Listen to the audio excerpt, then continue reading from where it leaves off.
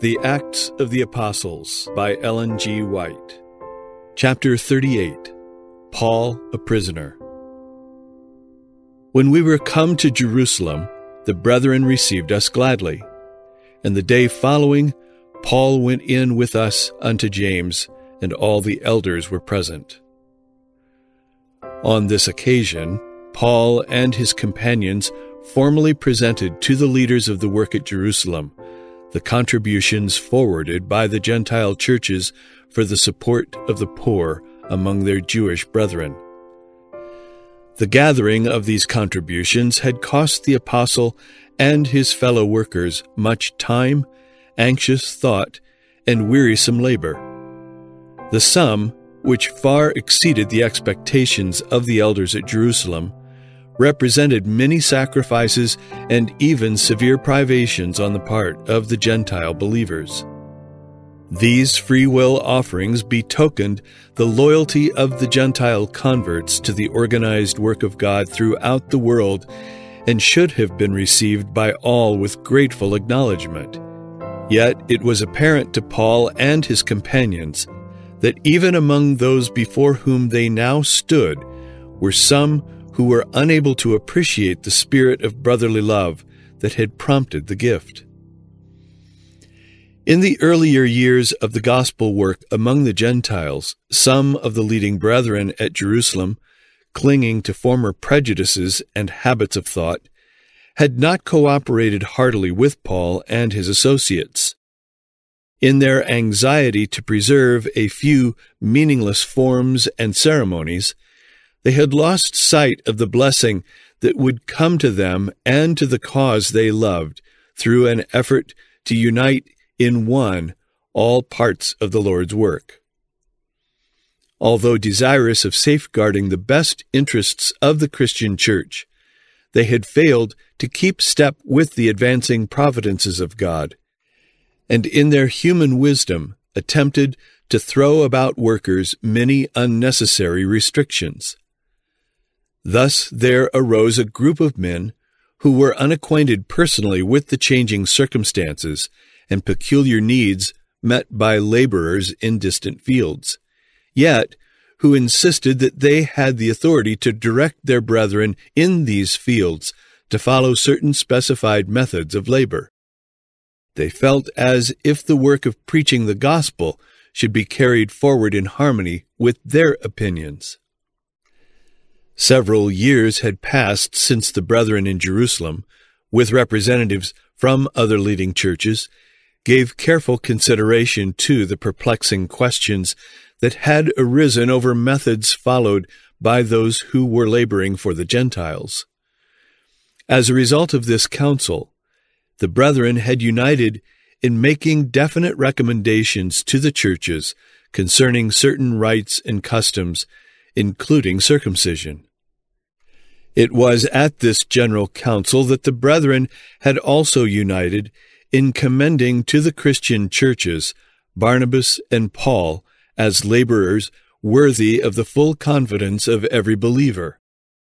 Among those present at this meeting were some who had severely criticized the methods of labor followed by the apostles, upon whom rested the chief burden of carrying the gospel to the Gentile world. But during the council, their views of God's purpose had broadened, and they had united with their brethren in making wise decisions which made possible the unification of the entire body of believers. Afterward, when it became apparent that the converts among the Gentiles were increasing rapidly, there were a few of the leading brethren at Jerusalem who began to cherish anew their former prejudices against the methods of Paul and his associates. These prejudices strengthened with the passing of the years, until some of the leaders determined that the work of preaching the gospel must henceforth be conducted in accordance with their own ideas. If Paul would conform his methods to certain policies which they advocated, they would acknowledge and sustain his work. Otherwise, they could no longer look upon it with favor or grant it their support. These men had lost sight of the fact that God is the teacher of his people, that every worker in his cause is to obtain an individual experience in following the divine leader, not looking to man for direct guidance, that his workers are to be molded and fashioned not after man's ideas, but after the similitude of the divine. In his ministry, the Apostle Paul had taught the people not with enticing words of man's wisdom, but in demonstration of the Spirit and of power. The truths that he proclaimed had been revealed to him by the Holy Spirit, for the Spirit searcheth all things, yea, the deep things of God. For what man knoweth the things of a man, save the spirit of man which is in him? Even so, the things of God knoweth no man, but the Spirit of God, which things, declared Paul, we speak, not in the words which man's wisdom teacheth, but which the Holy Ghost teacheth, comparing spiritual things with spiritual. 1 Corinthians 2, verse 4, and verses 10 to 13. Throughout his ministry, Paul had looked to God for direct guidance. At the same time, he had been very careful to labor in harmony with the decisions of the General Council at Jerusalem, and as a result, the churches were established in the faith and increased in number daily. Acts 16, verse 5. And now, notwithstanding the lack of sympathy shown him by some, he found comfort in the consciousness that he had done his duty in encouraging in his converts a spirit of loyalty, generosity, and brotherly love, as revealed on this occasion in the liberal contributions which he was enabled to place before the Jewish elders. After the presentation of the gifts, Paul declared particularly what things God had wrought among the Gentiles by his ministry. This recital of facts brought to the hearts of all, even of those who had been doubting, the conviction that the blessing of heaven had accompanied his labors. When they heard it, they glorified the Lord. They felt that the methods of labor pursued by the apostle bore the signet of heaven. The liberal contributions lying before them added weight to the testimony of the apostle concerning the faithfulness of the new churches established among the Gentiles. The men who, while numbered among those who were in charge of the work at Jerusalem, had urged that arbitrary measures of control be adopted, saw Paul's ministry in a new light and were convinced that their own course had been wrong, that they had been held in bondage by Jewish customs and traditions, and that the work of the gospel had been greatly hindered by their failure to recognize that the wall of partition between Jew and Gentile had been broken down by the death of Christ. This was the golden opportunity for all the leading brethren to confess frankly that God had wrought through Paul, and that at times they had erred in permitting the reports of his enemies to arouse their jealousy and prejudice. But instead of uniting in an effort to do justice to the one who had been injured, they gave him counsel which showed that they still cherished a feeling that Paul should be held largely responsible for the existing prejudice. They did not stand nobly in his defense, endeavoring to show the disaffected ones where they were wrong, but sought to effect a compromise by counseling him to pursue a course which, in their opinion, would remove all cause for misapprehension. "Thou seest, brother," they said, in response to his testimony, "how many thousands of Jews there are which believe, and they are all zealous of the law, and they are informed of thee, that thou teachest all the Jews which are among the Gentiles to forsake Moses, saying that they ought not to circumcise their children, neither to walk after the customs. What is it, therefore? The multitude must needs come together, for they will hear that thou art come. Do therefore this that we say to thee. We have 4 men which have a vow on them. Them take, and purify thyself with them, and be at charges with them, that they may shave their heads, and all may know that those things whereof they were informed concerning thee are nothing, but that thou thyself also walkest orderly, and keepest the law. As touching the Gentiles which believe, we have written and concluded that they observe no such thing, save only that they keep themselves from things offered to idols, and from blood, and from strangled, and from fornication. The brethren hoped that Paul, by following the course suggested, might give a decisive contradiction to the false reports concerning him. They assured him that the decision of the former council concerning the Gentile converts and the ceremonial law still held good. But the advice now given was not consistent with that decision. The Spirit of God did not prompt this instruction. It was the fruit of cowardice. The leaders of the church in Jerusalem knew that by nonconformity to the ceremonial law, Christians would bring upon themselves the hatred of the Jews and expose themselves to persecution. The Sanhedrin was doing its utmost to hinder the progress of the gospel.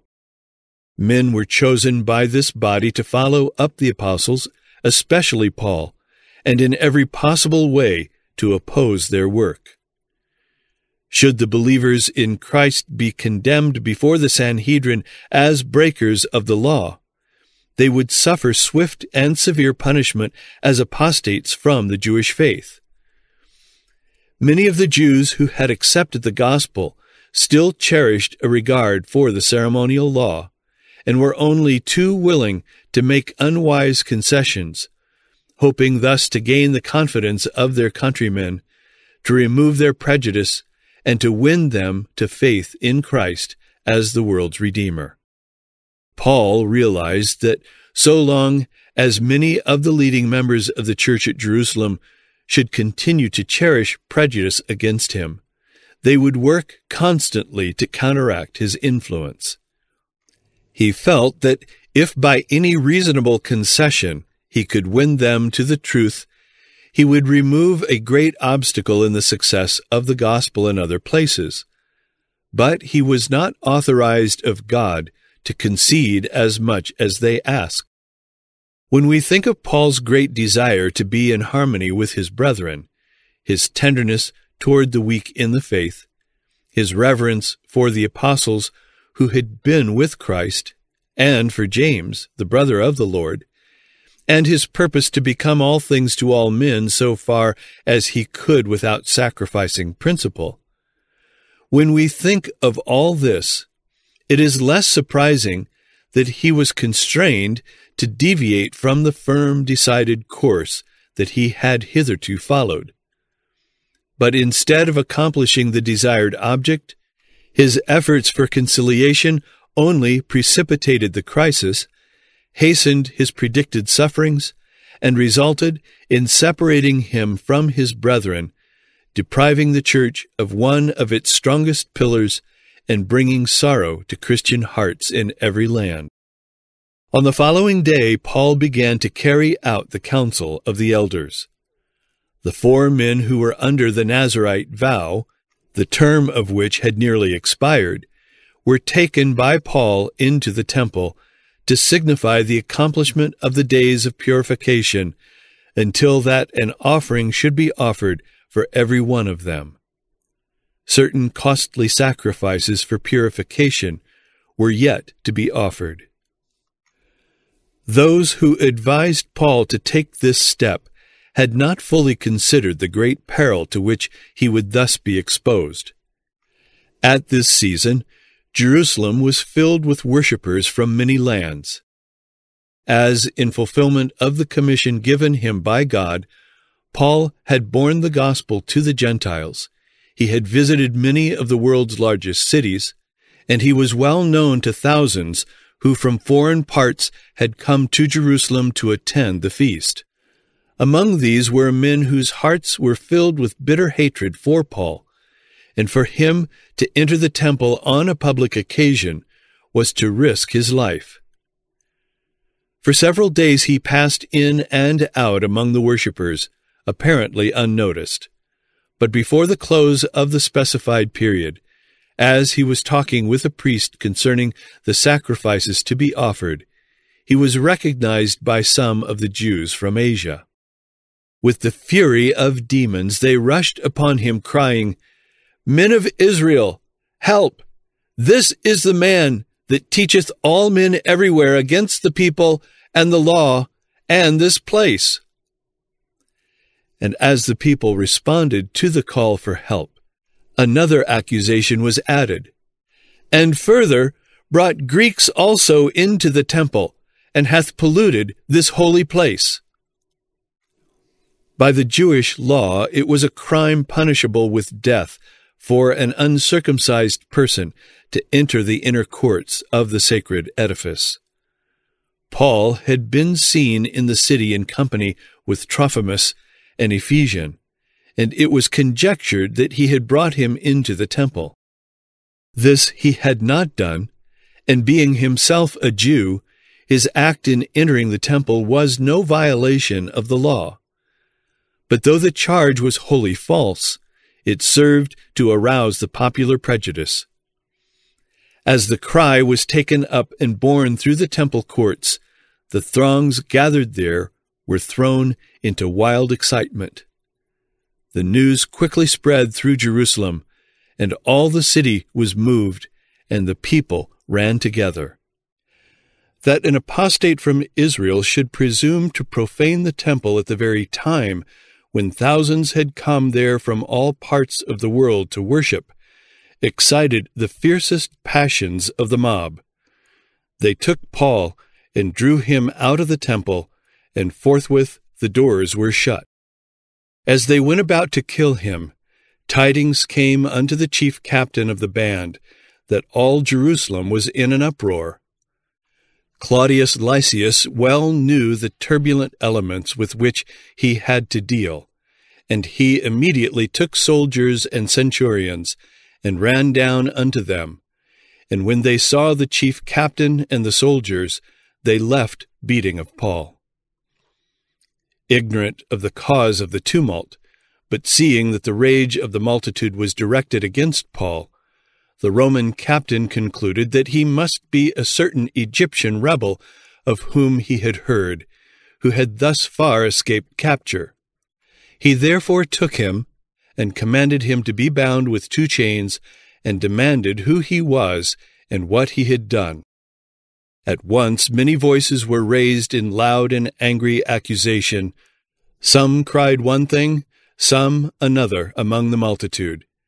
And when he could not know the certainty for the tumult, he commanded him to be carried into the castle. And when he came upon the stairs, so it was that he was borne of the soldiers for the violence of the people. For the multitude of the people followed after, crying, "Away with him!" In the midst of the tumult, the apostle was calm and self-possessed. His mind was stayed upon God, and he knew that angels of heaven were about him. He felt unwilling to leave the temple without making an effort to set the truth before his countrymen. As he was about to be led into the castle, he said to the chief captain, "May I speak unto thee?" Lysias responded, "Canst thou speak Greek? Art not thou that Egyptian, which before these days madest an uproar, and leddest out into the wilderness 4,000 men that were murderers?" In reply, Paul said, "I am a man which am a Jew of Tarsus, a city in Cilicia, a citizen of no mean city, and I beseech thee, suffer me to speak unto the people." The request was granted, and Paul stood on the stairs and beckoned with the hand unto the people. The gesture attracted their attention, while his bearing commanded respect. And when there was made a great silence, he spake unto them in the Hebrew tongue, saying, Men, brethren, and fathers, hear ye my defense which I make now unto you. At the sound of the familiar Hebrew words, they kept the more silence, and in the universal hush he continued, I am verily a man which am a Jew, born in Tarsus, a city in Cilicia, yet brought up in this city at the feet of Gamaliel, and taught according to the perfect manner of the law of the fathers, and was zealous toward God, as ye all are this day. None could deny the apostle's statements, as the facts that he referred to were well known to many who were still living in Jerusalem. He then spoke of his former zeal in persecuting the disciples of Christ, even unto death, and he narrated the circumstances of his conversion, telling his hearers how his own proud heart had been led to bow to the crucified Nazarene. Had he attempted to enter into argument with his opponents, they would have stubbornly refused to listen to his words. But the relation of his experience was attended with a convincing power that for the time seemed to soften and subdue their hearts. He then endeavored to show that his work among the Gentiles had not been entered upon from choice. He had desired to labor for his own nation, but in that very temple the voice of God had spoken to him in holy vision, directing his course far hence unto the Gentiles. Hitherto the people had listened with close attention, but when Paul reached the point in his history where he was appointed Christ's ambassador to the Gentiles, their fury broke forth anew. Accustomed to look upon themselves as the only people favored by God, they were unwilling to permit the despised Gentiles to share the privileges which had hitherto been regarded as exclusively their own. Lifting their voices above the voice of the speaker, they cried, Away with such a fellow from the earth, for it is not fit that he should live. As they cried out and cast off their clothes and threw dust into the air, the chief captain commanded him to be brought into the castle, and bade that he should be examined by scourging, that he might know wherefore they cried so against him. And as they bound him with thongs, Paul said unto the centurion that stood by, Is it lawful for you to scourge a man that is a Roman, and uncondemned? When the centurion heard that, he went and told the chief captain, saying, Take heed what thou doest, for this man is a Roman. Then the chief captain came and said unto him, Tell me, art thou a Roman? He said, Yea. And the chief captain answered, With a great sum obtained I this freedom. And Paul said, But I was freeborn.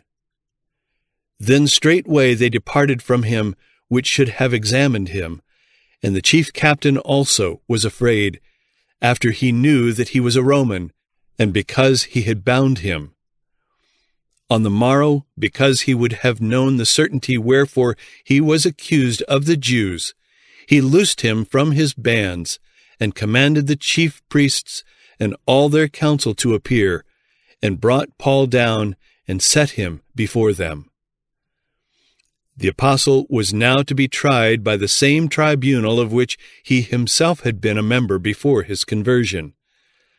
As he stood before the Jewish rulers, his bearing was calm, and his countenance revealed the peace of Christ. Earnestly beholding the council, he said, Men and brethren, I have lived in all good conscience before God until this day. Upon hearing these words, their hatred was kindled afresh. And the high priest Ananias commanded them that stood by him to smite him on the mouth. At this inhuman command, Paul exclaimed, God shall smite thee, thou whited wall, For sittest thou to judge me after the law, and commandest me to be smitten contrary to the law? They that stood by said, Revilest thou God's high priest? With his usual courtesy Paul answered, I wist not, brethren, that he was the high priest. For it is written, Thou shalt not speak evil of the ruler of thy people. But when Paul perceived that the one part were Sadducees, and the other Pharisees, he cried out in the council, Men and brethren, I am a Pharisee, the son of a Pharisee. Of the hope and resurrection of the dead I am called in question. And when he had so said, there arose a dissension between the Pharisees and the Sadducees, and the multitude was divided. For the Sadducees say that there is no resurrection, neither angel nor spirit, but the Pharisees confess both. The two parties began to dispute between themselves, and thus the strength of their opposition against Paul was broken. The scribes that were of the Pharisees' part arose, and strove, saying, We find no evil in this man, but if a spirit or an angel hath spoken to him, let us not fight against God. In the confusion that followed, the Sadducees were eagerly striving to gain possession of the apostle, that they might put him to death, and the Pharisees were as eager in striving to protect him. The chief captain, fearing lest Paul should have been pulled in pieces of them, commanded the soldiers to go down and to take him by force from among them, and to bring him into the castle. Later, while reflecting on the trying experiences of the day, Paul began to fear that his course might not have been pleasing to God. Could it be that he had made a mistake after all in visiting Jerusalem? Had his great desire to be in union with his brethren led to this disastrous result? The position which the Jews, as God's professed people, occupied before an unbelieving world caused the apostle intense anguish of spirit. How would those heathen officers look upon them, claiming to be worshippers of Jehovah and assuming sacred office, yet giving themselves up to the control of blind, unreasoning anger, seeking to destroy even their brethren who dared to differ with them in religious faith, and turning their most solemn, deliberative council into a scene of strife and wild confusion? Paul felt that the name of his God had suffered reproach in the eyes of the heathen. And now he was in prison, and he knew that his enemies, in their desperate malice, would resort to any means to put him to death. Could it be that his work for the churches was ended, and that ravening wolves were to enter in now?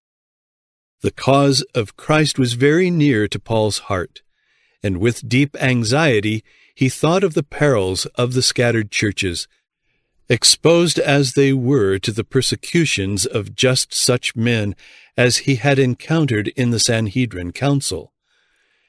In distress and discouragement, he wept and prayed. In this dark hour the Lord was not unmindful of his servant.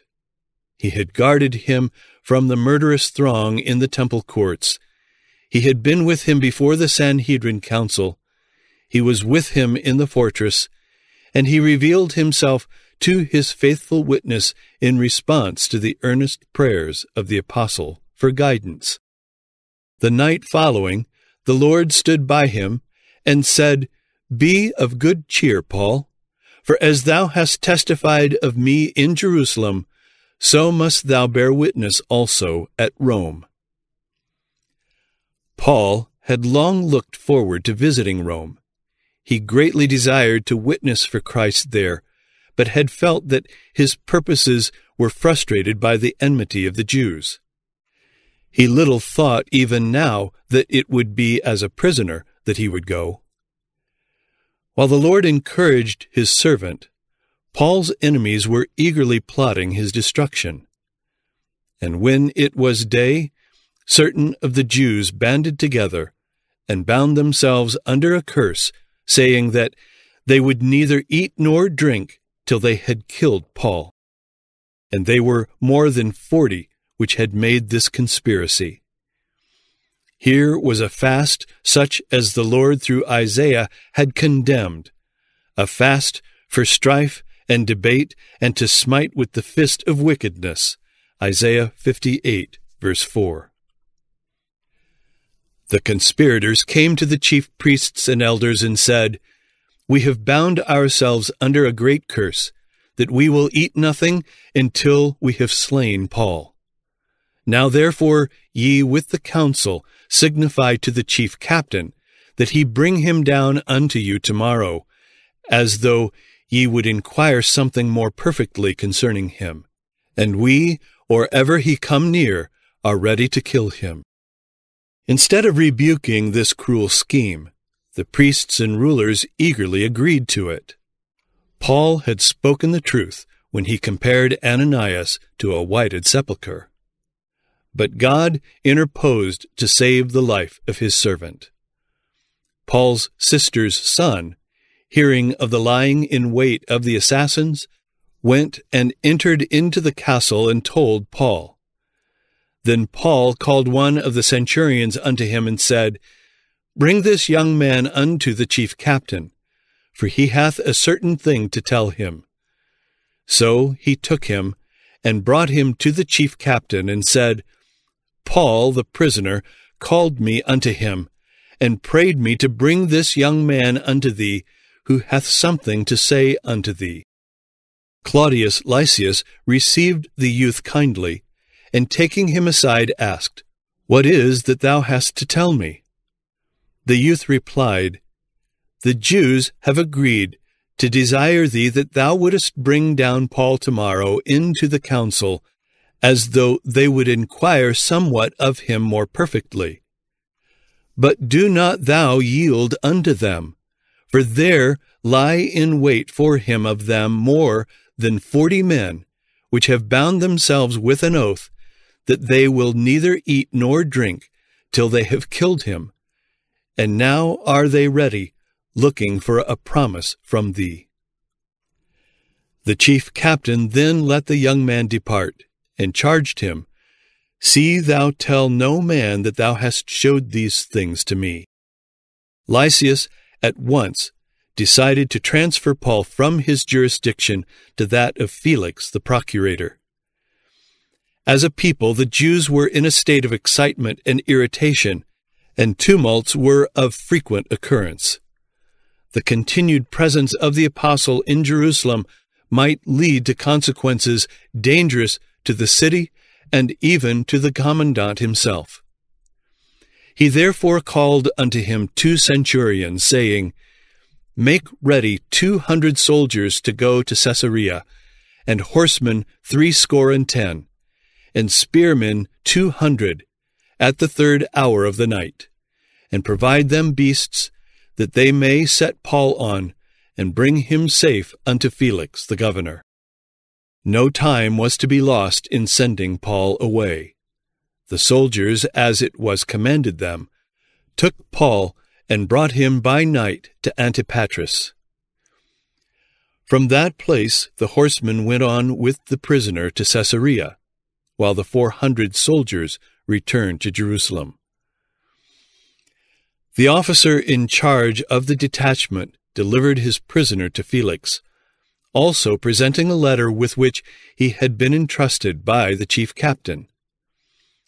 "Claudius Lysias unto the most excellent governor Felix sendeth greeting. This man was taken of the Jews, and should have been killed of them. Then came I with an army and rescued him, having understood that he was a Roman.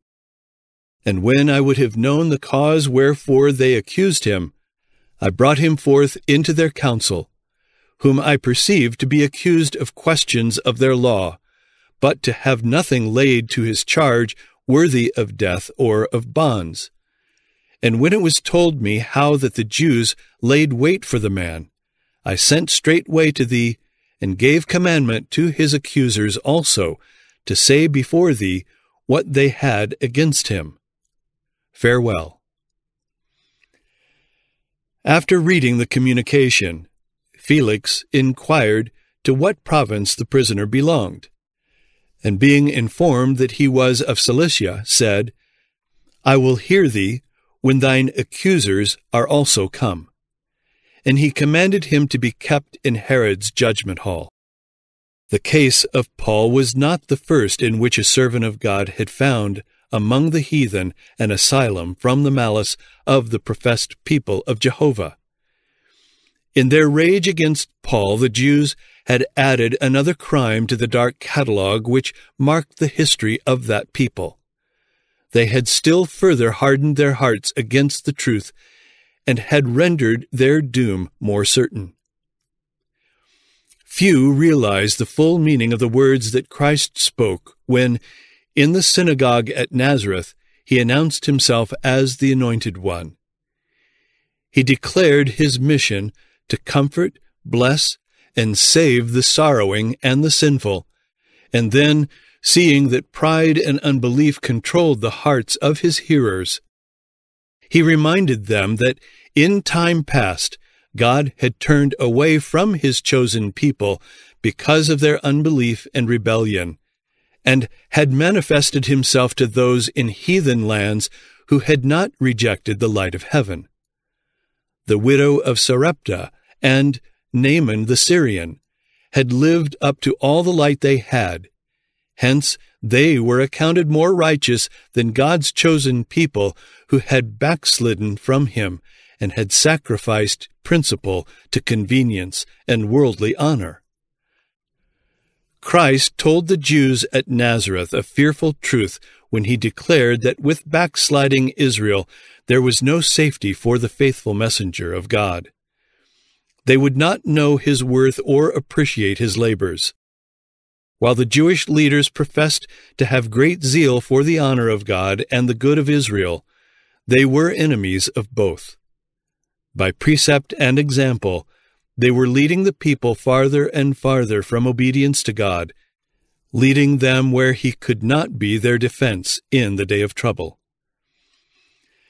The Savior's words of reproof to the men of Nazareth applied, in the case of Paul, not only to the unbelieving Jews, but to his own brethren in the faith.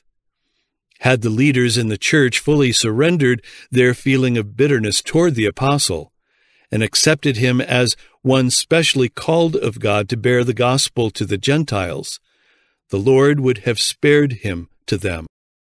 God had not ordained that Paul's labors should so soon end, but he did not work a miracle to counteract the train of circumstances to which the course of the leaders in the church at Jerusalem had given rise. The same Spirit is still leading to the same results. A neglect to appreciate and improve the provisions of divine grace has deprived the church of many a blessing. How often would the Lord have prolonged the work of some faithful minister had his labors been appreciated? But if the church permits the enemy of souls to pervert the understanding, so that they misrepresent and misinterpret the words and acts of the servant of Christ, if they allow themselves to stand in his way and hinder his usefulness, the Lord sometimes removes from them the blessing which he gave. Satan is constantly working through his agents to dishearten and destroy those whom God has chosen to accomplish a great and good work. They may be ready to sacrifice even life itself for the advancement of the cause of Christ, yet the great deceiver will suggest to their brethren doubts concerning them which, if entertained, would undermine confidence in their integrity of character and thus cripple their usefulness. Too often he succeeds in bringing upon them, through their own brethren, such sorrow of heart that God graciously interposes to give his persecuted servants rest. After the hands are folded upon the pulseless breast, when the voice of warning and encouragement is silent, then the obdurate may be aroused to see and prize the blessings they have cast from them. Their death may accomplish that which their life has failed to do.